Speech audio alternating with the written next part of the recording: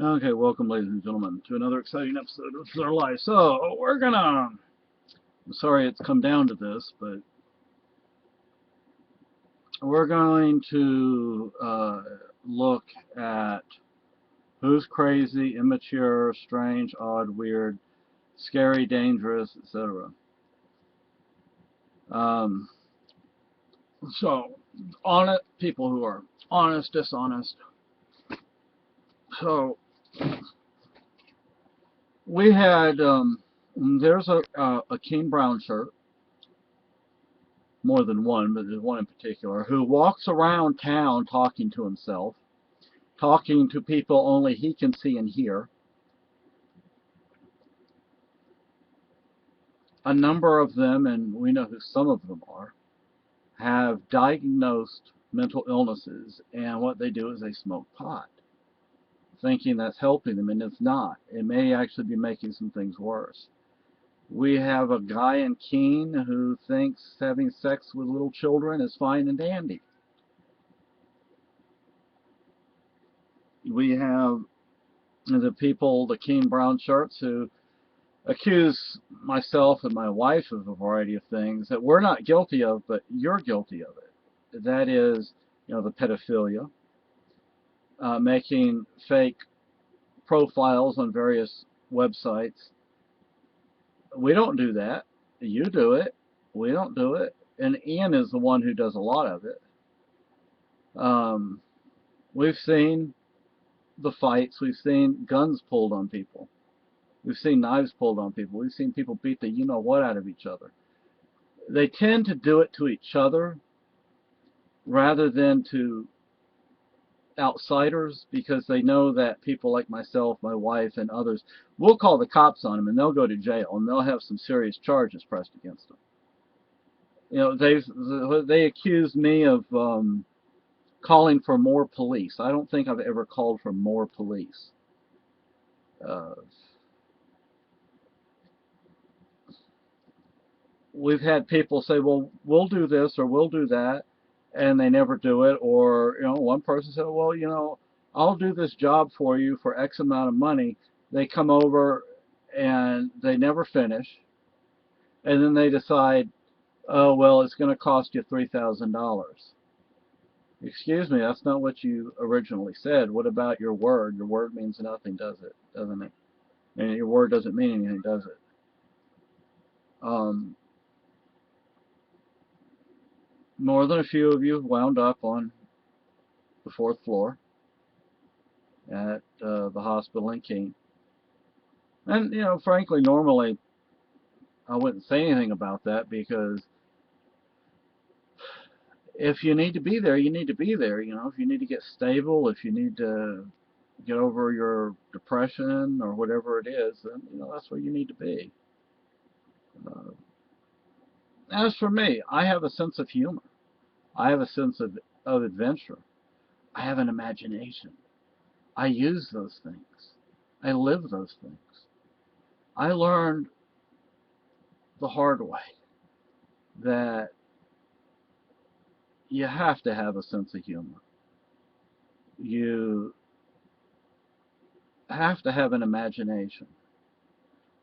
Look, Ed Bassmaster, Uncle John TV, and Uncle John's nephew, here on all three on YouTube. Uh, they do some of the same things that I do. Friday Night Cranks. Again, they do some of the same things I do. You guys don't say bad things about them, do you? Not doing anything different than they do. Um, I'm not the one hallucinating. I'm not the one seeing and hearing things and then claiming all I need to do is smoke pot. Yeah, obviously it's not helping you, because you're still seeing and hearing those things. You're still having hallucinations. I'm not the one who's committed an act of violence since high school, and most of you weren't even born yet. And some of you weren't even actually, in some cases, you'd be my grandkids, our grandkids. That's how old we are and how young you are. You have a lot to learn. Remember, I'm from fascist Spain.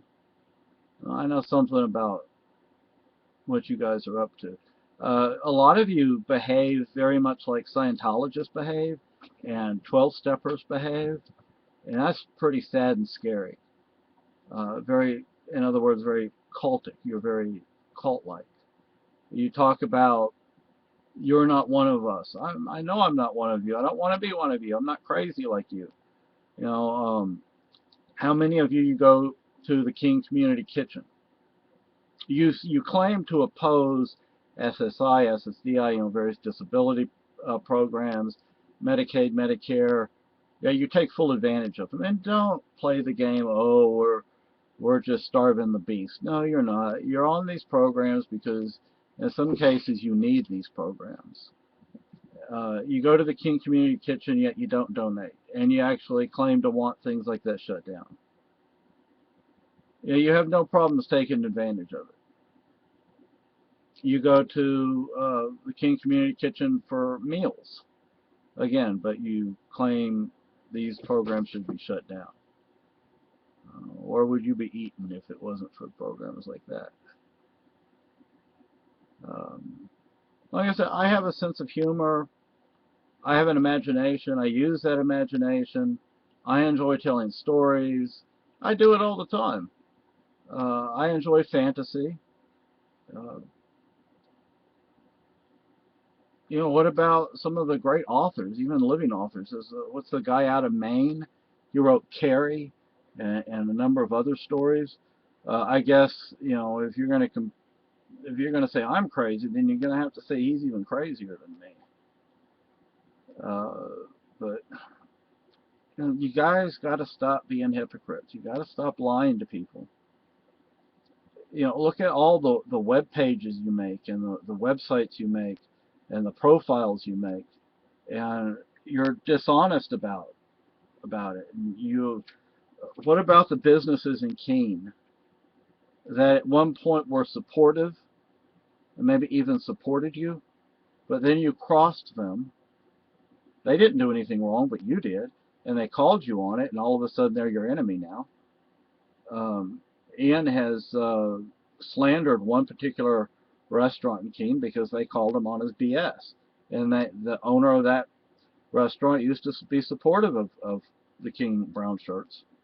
The Judge Burke in Keene, are you aware that he was also at one time supportive of you guys?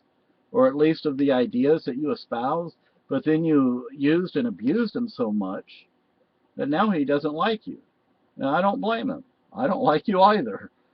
We've seen it from the inside because we were part of you at one time. I mean, how many times have I gone to the CAC when it was fine and dandy that I went there? I paid my $5 or whatever it was.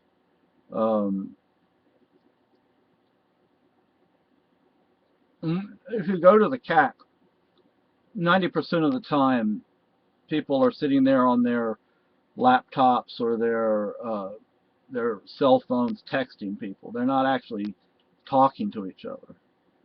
I cooked at the CAC once. My wife and I cooked at the CAC. Um, Interesting. The spousal abuse that we've seen. And then you guys say, well, if that person hit you one time and you went back to that person, then it's your problem. You obviously don't understand or you refuse to acknowledge the reality of what goes on with a battered spouse, the psychology behind it. And that's very sad. Um, you have a convicted killer that's a part of you guys. And you want to say you're afraid of me? You're not afraid of me. You want to talk about juvenile? So I see you at Walmart and you flip me off? Like, what? What's your problem?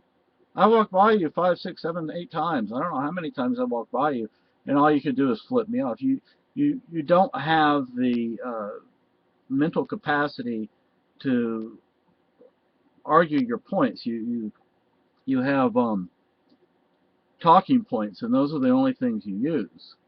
Um, Somebody called Ian on his like of pornography that humiliates women, and oh boy, Ian didn't like that. He won't talk about that now, will he? How old was your little girlfriend, if you can even call her a girlfriend, when you first started sleeping with her? Was she 16 or was she 14? Huh? One thing that I've learned is you can't hide who you are, because by hiding who you are, those things will eventually come out and they can be used against you. So I'm very open about my life as a gnat. I'm very open about my life. And like I said, I enjoy having fun. I like to have fun. Uh, but, you guys have made threats to us. Sadly, we didn't get it on camera or audio recorded it. But, and then you see me walking down the street, so you drive around the block 3, 4, 5 times recording me. You have nothing better to do with your lives? What's your problem? And then Garrett, look, oh goodness, Garrett. You call the cops on me because I call your name out the window. And what did the police do? They told you to get a life and stop harassing them and me. Calling your name out the window, that scares you? What's your problem, boy? And then there was a video I saw. Uh, Ian and Garrett were there. Garrett, are you Ian's boyfriend? I like how Ian always has this group of people following him, literally following him. Ian's a narcissist. Is he a sociopath? I don't know. Is he a narcissist? Definitely. Narcissists have this way of getting people to do things for them, with those people thinking they're doing it of their own free will, when in reality they're being told what to do, they're being told what to think. Ian's great at it. And Mark Edgington, aka Mark Edge, he's a convicted killer. A convicted killer. And he owns guns. And what about that, you guys over at the CAC? I've seen your guns, at least some of them. I've seen what I've seen. You have a whole lot more guns than I could ever imagine having. You move them around just in case there's a raid, and so hopefully they won't get found out. Um, like I said, we've seen the physical violence you guys commit against each other. You won't do it toward outsiders, at least not often. But